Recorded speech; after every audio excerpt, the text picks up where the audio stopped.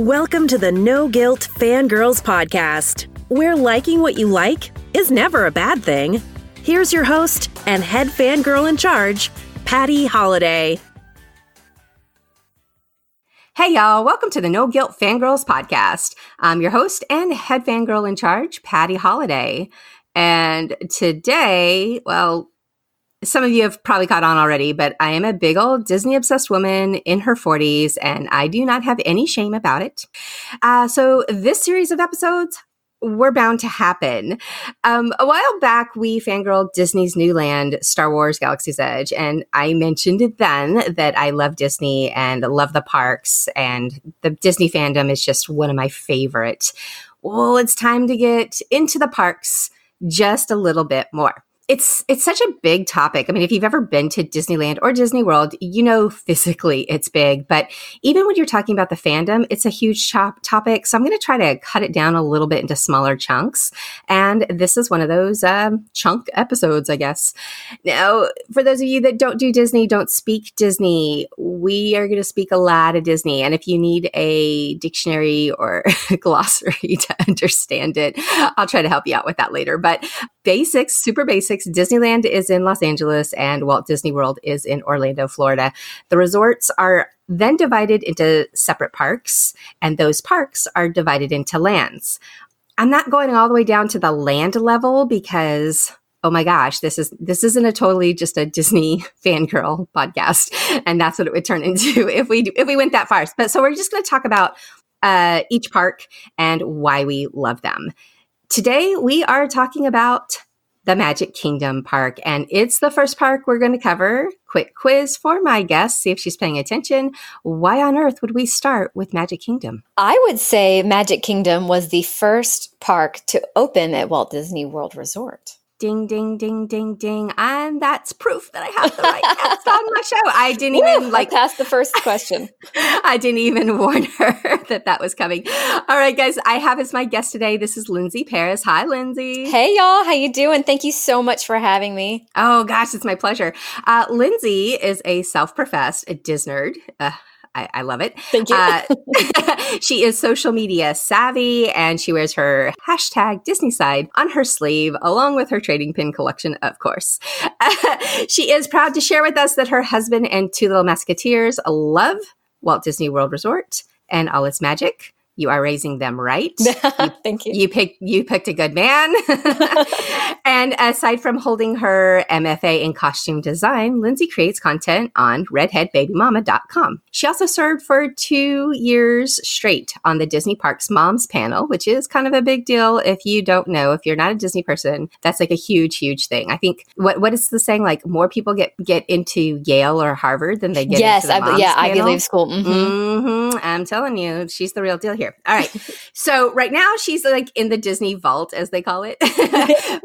But she definitely knows her stuff, and she loves sharing off the beaten path activities, and she encourages her friends to try something new on every trip. All right. Lindsay, tell us a little bit more about yourself and where people can find you online. Sure. So I've been blogging for about 8 years now, and being as elderly as I am in the blogging world, I guess, all my handles are at Redhead Baby Mama. And that, of course, is for my son. My first kid came out of redhead. My daughter had the nerve to come out of brunette. So, I'm still working with that. But yeah, I'm all over. Of course, YouTube, Instagram, Twitter, Facebook. I try to put a little Disney in every day. And so that's why I call myself a Disney nerd, because I eat up the culture. I eat up the art. And I definitely eat up the parks. I think that was one thing that helped me share my nerddom so much when I applied for the Disney Parks Moms panel, was that I'm a parks nerd. Mm-hmm, mm-hmm. I enjoy the movies. I read a ton, but the parks are my nitty gritty. Oh, yeah. I'm right there with you. I am right there with you. My husband's like, there's other places to vacation in the world. I'm like, wait, what? Nonsense. I was like, why would you do that? Yeah. Nonsense. My husband said, like, well, for our 10th anniversary, let's go somewhere in Europe. Let's go see another country. And I just held up a picture of Epcot. Like, why wouldn't you just do that? Well, my angle is a little bit different. I'm like, cool. Let's see, Paris, Shanghai, Tokyo. Yeah. Yep. That was my next suggestion. I'm like, so you want to go to Disneyland Paris. We can do that. We can do that. My husband actually travels a little bit for international travel every now and then, and he had a trip to Brussels, and he texts me while he's there, and he's like, look, I have like a full day of doing nothing to myself. I don't know what to do. And so I quickly, oh my God. I quickly Googled and I looked, and I'm like, hey, there's a train that you could take that'll drop you like right off at Disneyland Paris. And he's like, are you kidding me? I am in Europe. You want me to go to, I'm like, yes, go and live out my dream. Absolutely. Please go to, and he did. He's a good man. He was like, all right. I mean, he likes Disney a whole lot too. But I am definitely the fanatic in the group. Agree. Same here. But he did go and he gave me a full report. So that's, as of right now, that's as excellent. Close to Disneyland Paris as I have gotten. But someday. All right. So Amen. Tell me a little bit about your other fandoms. I mean, we know you love Disney, but is there anything else that you're into, just so people can get an idea of who Lindsay is? I'm also a Potterhead, tried and true. Excellent. What's your house? I'm a Ravenclaw. Ravenclaw. All right. I'm of the age where when the books came out, I would go stand at midnight at the neighborhood Kroger, and they would unveil the display, and you'd grab your book and check out at 12:01 from the Kroger shopping center, and then go home and read until 4:00 in the morning. It was Borders in my world, but yes, same thing. Absolutely. So long time reader there. Being a costume designer, I have a huge theater background, so I'm a historical fashion nerd. You guys might see on my social channels, I do a lot of what I call dapper Disney bound. So I take those 30s, 40s, 50s, 60s looks, and I impose characters on them. And I do that for fun and nerdiness for myself. I've actually got a couple of friends that are like, I help me make an outfit. I'm like, yes, let's do this. So we're doing Jingle Cruise and Mother Gothel. I got a Kermit the Frog that a friend is doing. So a lot of really niche down nerdy fun there. Oh, I love those. I do a little bit of Disney bounding too, but not, but real basic. Like if I can buy it on Amazon and put it on my body, then I will Disney bound. That counts, man. That counts. I am not going to go all those extra steps because I ain't got time for that. But I love your looks. And that's one of the fun things about your site, that I know that you've tried to cover some of that too for Disney fans who want to participate. You can get a lot of great ideas there from Lindsay. Thank you. Yeah. What's your Disney history? Like, how did you become the way you became? Gosh, it was a slow roll at first. My mom tells me that I went to the parks really young, like when I was 4. And although I do not remember that trip, the trip that, sticks in my brain in every instance is in 1989. I was 6 years old. I remember being in the opening days of Disney's Hollywood Studios. At that time, it was MGM. And I can't. Sometimes I'll just still call it MGM, and I get tripped up. I still spell Epcot in all capital letters, because I can't not do that. Call it Epcot Center. I remember riding the Skyway over Mr. Toad's Wild Ride, thinking that's the most terrifying ride I've ever seen, and I will never ride it again. And then the Disney gods answered me when they bulldozed it and put poo in. And I was like, see, take that. So, 20,000 Leagues Under the Sea was a favorite ride, and I miss it dearly. But I have a long history with the parks that increased in frequency when I was in grad school and then became like a young married adult. I would drag my husband as we started to make our own money, be like, oh, we're in Central Florida. Oh, we're going, which day? And I would, let him pick a park, and whatever park it was, I would drag him left and right, and we would take 1,000 pictures. And, this was well before Memory Maker was a thing. And that it snowballed from there. I think right before I was on the Disney Parks Moms panel, I went 7 times in 1 year in various ways, from running Run Disney races to daytime trips to Magic Kingdom. And that's when he was like, are you sure you want to go again? You want to go there again? Yeah. And I said, yes. Yeah. Zero hesitation. Yeah, we're going. What are you talking about? Yeah. All right. So since we're going to talk about Magic Kingdom today, and you alluded to it before when I put you on the spot. Good job. Magic Kingdom was the first park that was created at Walt Disney World Resort. And I have to pause because I got a little choked up thinking about it. I'm sure you know where I'm going with this. I am that level of Disney dork that when I did the Keys to the Kingdom tour, which is a tour that takes you all through Magic Kingdom and tells you basically the story of how it was made and why they did certain things where they did it and all of that amazing, awesome, nerdy stuff. I cried no less than 7 times on that trip. And every single time it was when they talked about Roy Disney and what he did to make his brother's dream come true. So for those that don't know, Walt Disney never was at Magic Kingdom Park, right? Correct. Yeah, he passed away. He passed away. He had this grand idea. He passed away, unfortunately. And basically they thought that that was going to shelve it and that was going to be the end. And his brother, Roy, who was by his side throughout this whole Disney experience, that was unacceptable. And he came out of retirement, y'all. I mean, what? Yes. I have brothers and sisters, and I don't think any of them love me enough to to come out of retirement. No. I mean, Roy put so much into that park. Yep. For Walt. His health ended up failing. Yes. Very shortly after he opened the park. Yes. And, and I don't want to say like opening the park killed him. That's a terrible thing to think or say, but he put so much of his actual heart into the making of Magic Kingdom that, he slipped away thereafter because I feel like he knew that Walt's dream of a final draft was complete and just how joyous that is. Yeah. And Roy wasn't, he never wanted to be in the limelight. Like when you see the video from the opening day, he basically is like, I got to do this and I want to get off the stage, guys. But every time I walk in there, it's not just, a testament to Disney fandom and nerdom and how much, the parks make us feel, but it also is a very much a connection to family for me. Not that obviously I'm not related to the Disneys. However, I wish. I know. However, I just think of them and what they did for each other through their lives and this ultimate testimony that just stands, for brotherly love to me. And that's one of the many stories I can tell you as to why I love walking into Magic Kingdom. Is there a particular connection or a favorite moment or something that you can relate to your family or to you yourself with Magic Kingdom that just kind of stands out? Definitely riding that skyway back and forth across the top of the park was so moving for me because I could look down and within a matter of minutes at a glance see everything that I held dear about that park then.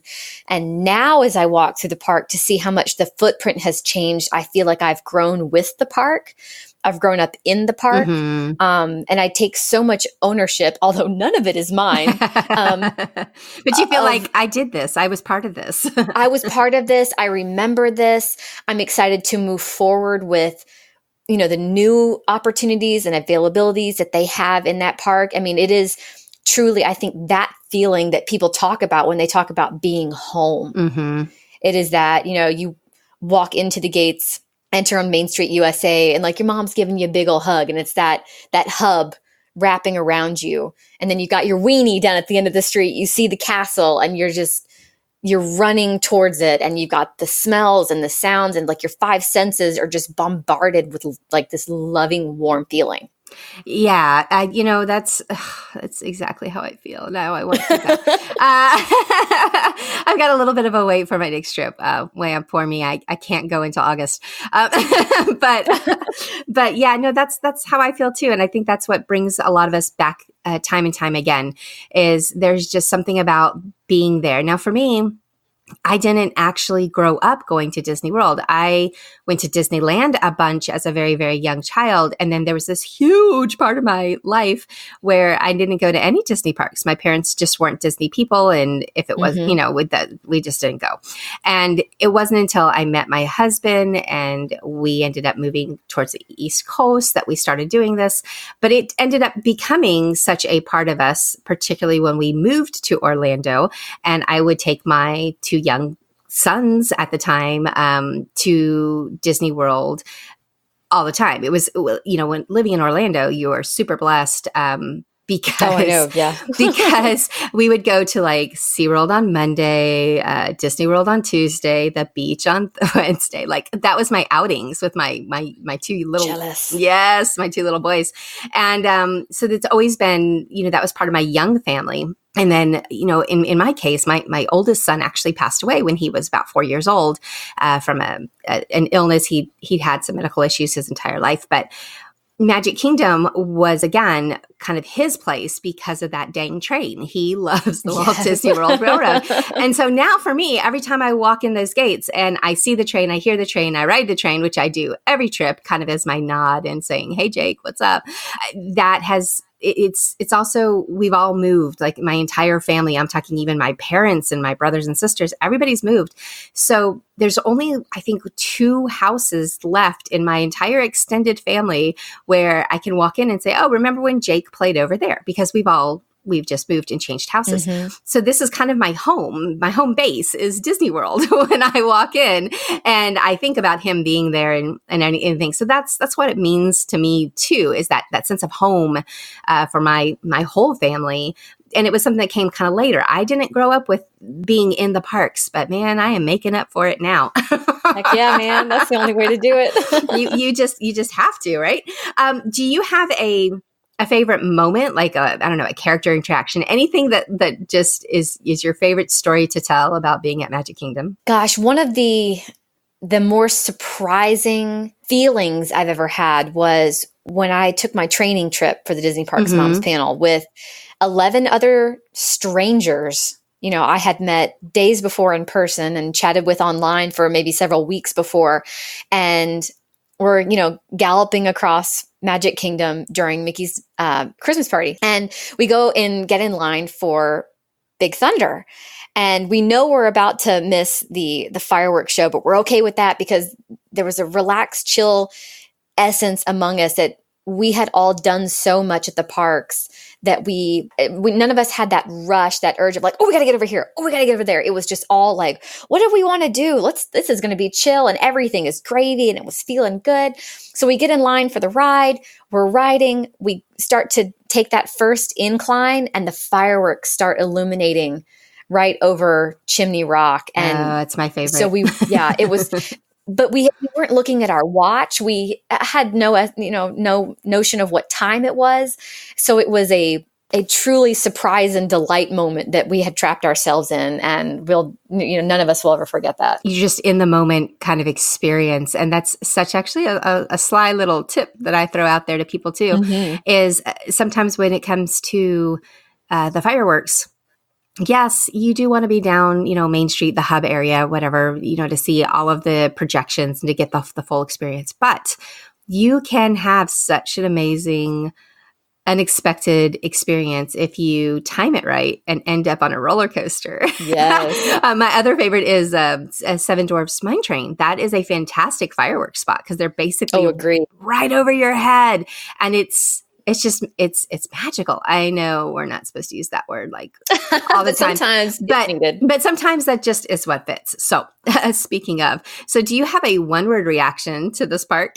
Not using magical. Yes, not using magical. And it took me several months of trying to think about this because, I listen to a lot of podcasts and read a lot of things, and people were discussing about what makes this park in particular, or really the Disney culture in particular, so important to mm-hmm, them. Mm-hmm. And I started thinking like, why am I continuously drawn to the parks? Why do I always have to touch foot in Magic Kingdom every single time I'm in Orlando, much less the resort? And it's because that park to me is self-empowering. Mm-hmm. Because I have such a home notion or home feeling when I enter that park. I'm relaxed, I'm chill, I don't feel stress. And I think that absence of stress and that absence of worry allows me to feel powerful in my fantasies, in my wish list, my bucket list in life. It allows me to feel strong and confident. Mm-hmm. And that immersive nature that you get from that park doubles that feeling. And so that's what I get. I feel empowered. I love it. I love that. That's That's amazing. That's really Thanks. that's really kind of deep there, Linz. But I dig it. I dig You didn't it. sign up for that. No, I'm here for it though. So, assuming we have somebody out there that's maybe never been to Disney World, to Magic Kingdom before, and they are considering taking their first trip to the park, uh, what's something to look for, or a specific detail, or something that they might not want to overlook, that they can take away from that first visit? Beyond I'm looking for something beyond the take it all in when you walk down Main Street and get your picture in front of the castle. Like, I know all the spots and all the cool stories. So just throw us one that somebody might not have realized before or recognized. Oh gosh, there's so many avenues I can go down here. Of course, I would have an instance in each different land that you should see. Opening day attractions are always very special because I feel like they're key to that park's personality. And of course, you can find those in the brochures when you visit.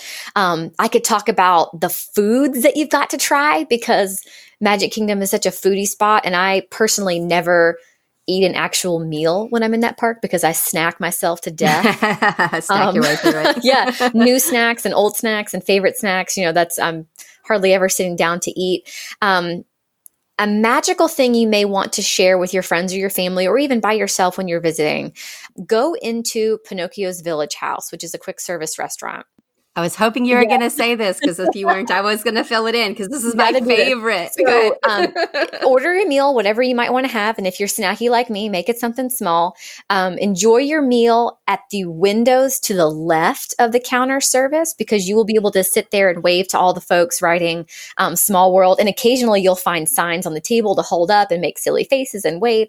But when you're done, clean up your table, and then as you're leaving, you will find a very, very large binder, a wish book. And the Blue Fairy from Pinocchio's Tale will have a glass window there. And you must bring your own pencil or pen or marker or whatever you like and write a wish that you have in this book. Now, if you're lucky, you may have a seasoned annual pass holder, such as myself or Patty, nearby, or you may have a cast member nearby that may be able to have the Blue Fairy bless your wish or visit you in that moment. But that's something that you really should do. Take time to think about what your heart desires and write it down in that book. Leave a little magic. And do you know, I went to Disney World, I don't even know how many times, before I was with one of your fellow moms panelists who said, "Hey, let's all go leave our wish." And I was like, "What are you talking about?" Yeah, so that was something new-ish in recent, I think I learned it about a year ago, but I was so excited about it. I was like, that's the coolest thing that I didn't know that Disney did, but that's the kind of stuff that you can find beyond the attractions. Did the Blue Fairy visit when you signed? No, not that day, but it was fun. That was a lot of fun. Just kind of to sum things up, how about your family? Does this park hold anything special to you guys? Did you celebrate anything there? What does it mean to you or your family? Kind of as a summation as to why the Magic Kingdom is so amazing. My kids love it so much. For the experience that they get there, for the characters they get to see, for the attractions they get to ride.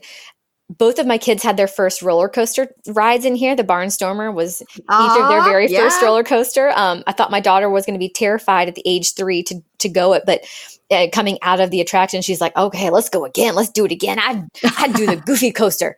And then they, and subsequent trips, they moved up to Seven Dwarfs Mine Train and were equally enchanted. And I know this is not in Magic Kingdom, but my son recently went on Slinky Dog and just ate that up. Oh, it's such a fun ride. So he ate that one up. My husband used to tease me for years after Be Our Guest first opened because availability was so difficult, or so we couldn't get in and kept trying to make dinner reservations, whatever. So he teased me that was the one thing that he'd want to do that he'd never get to do. It was so elusive. It was like seeing a unicorn. You could never get in, but it's there. You just hear tell. And he finally got in, and we had lunch with the Beast, and he thought that was fantastic. And I know that he indulges me so much in the parks and with my nerddom and my fandom that it's fun to see what he enjoys versus what I enjoy. And I think that whoever I'm with, Right. I try to tour around or cater that park visit to whoever's with me, and to see the magic through their eyes or the experiences, what they are really drawn to is pretty gosh darn awesome. I love doing that. That is one of my favorite things to do. Is since I've been enough at this point, I have finally learned that it's not always all about me. Sometimes that's where the magic actually happens, is when you step back and you let somebody else kind of take the reins, or experience it through them, and then guide them gently, if they have questions or suggestions or things that you know about them that you don't want them to miss, for sure. But I really enjoyed that. I had an experience, last time I was there was in April, and I had this morning where I had actually traveled down for the Star Wars Rival Run, Disney Rival Run, and it was wasn't Sunday. Well, maybe it was Sunday. It might have been when everybody was running the half, because I was like, not about that. Not about anymore. And I went to Magic Kingdom, and I was by myself. I was completely by myself, and it was one of those kind of last minute situations where I just walked in. I had no fast passes. I had no plans. I had nothing. And I looked around, and it was a moderately busy day, not super crazy, but I looked around and I was like, what do I do? Usually I at this point, I do wing going into the parks, which I don't recommend to most people. No. By the way, I really do believe in planning to get the most of your Disney buck. But if you're somebody like me who's been a lot, then, winging it is sometimes the better option. But I at least always have a couple of fast passes or two. So I thought, all right, this is an interesting thing. I am going to tour this park solo with not a single fast pass and see what there is to do outside of my usuals, my regulars, the things that I would always choose to go and do. And Lindsay, I had the best day. I'm so glad. I did that one time too. And it's unexpected. What did you do? It was completely unexpected. And that's the perfect answer for it. So I walk in, and I went ahead and I stopped to check and see if there happened to be any tours available. Cause I thought, hey, I'm by myself. If there's a tour that I could jump on real quick, I would totally be down for a tour, because I love tours. I'm nerdy and dorky from the history aspect of Disney as well. Plus anything behind the scenes, I eat that up.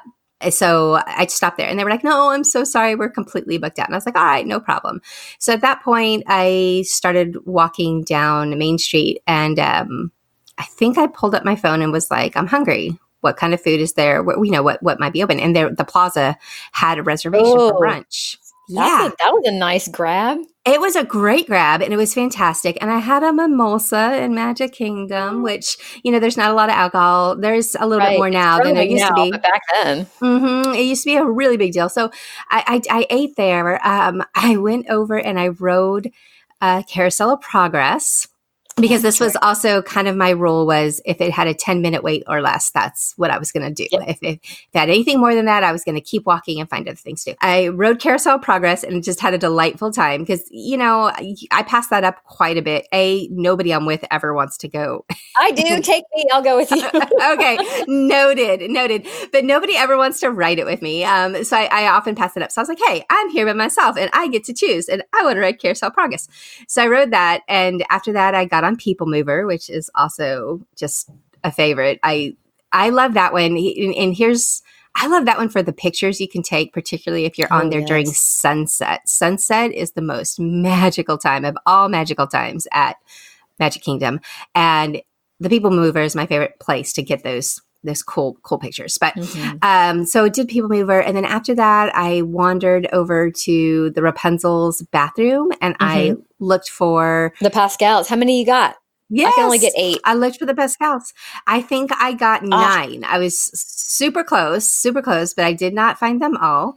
But I just had this delightful 40-minute, wandering around with other guests and trying to find them. And it was so much fun. And I can't remember what I did after that. I think it rained on us at some point. And then I think I did end up leaving soon after to meet up with friends at Epcot. But it was this great morning where it was just totally low key and chill. And I thought, all right, so I just answered my own question. Can I have a good day at Magic Kingdom without a single fast pass? And the answer is absolutely.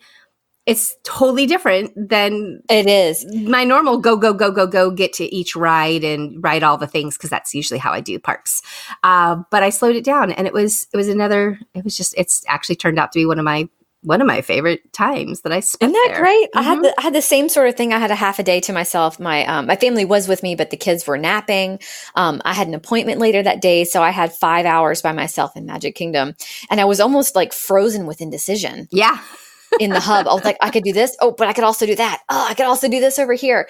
And I braved actually a 30-minute wait on Splash, got my butt wet, grabbed an orange bird, which is one of my favorite treats. And then I actually played the Pirates game in Adventureland. And that was really fun. I was stood in line with all of these tiny children and got myself a map and, went around using my magic band, opening all the portals. And that was really fun. Yeah, that is actually on the list of things to do. We just haven't ever got around to it because my kids, like myself, are totally into the rides. And so getting them to slow down and it's difficult. But it's easier to play than Sorcerers, because Sorcerers will drag you all over Magic Kingdom, whereas the Pirates game is confined to Adventureland. So it moves a little bit quicker. Oh, that's a good tip. So if you got yourself a Dole Whip or an Orange Bird, it's a great time to start it up. And there's like 8 or 9 different maps. So it's different every time. Oh, look how smart Disney is. They get you coming back. I see you, Disney. I know what you're doing. All right. Well, we are going to wrap up this segment of the No Guilt Fangirls podcast. I had a great time with Lindsay, and I really hope you guys enjoyed her and her expertise as well. And Lindsay, where can they find you again on social media? They can find me at Redhead Baby Mama. I'd love for you guys to reach out and talk Disney and get our nerd on, and never forget, adventure is out there. That's right. That's right. All right, guys, if you liked what you heard today or on any of the other episodes so far, particularly these Disney ones, please remember to leave a review and subscribe.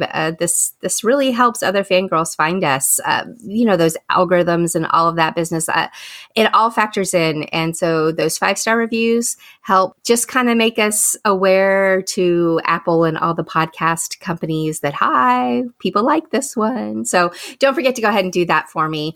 And every Monday I will be back with the Monday movie reviews, Monday movie minute, and every Thursday you'll find some more of this kind of thing where we fangirl a specific topic, usually with 1 or 2 guests, and we just kind of get our nerd on whatever we're excited about. This particular fangirling topic is part of the We're Disney People, What Do You Mean There's Other Vacations series.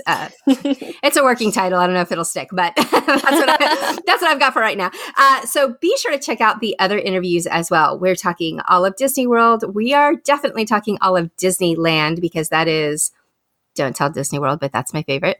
We are also going to talk all about Disneyland, and I have a guest who wants to come on and talk about some of these international Disney parks that I will probably never see. So I'm going to live vicariously. No, don't say never. You got to put it out there. Oh, that's right. Lindsay's my life coach, y'all. I've just hired her. She's been coaching me along all morning long. So yes, no, it's out there. I'm going to be able to knock them all off the list. It's going to happen. All right. Well, thanks for hanging out with us today. And we hope you'll come back to the No Guilt Fangirls podcast in the future and fangirl with us again. Thanks, Lindsay. Thanks.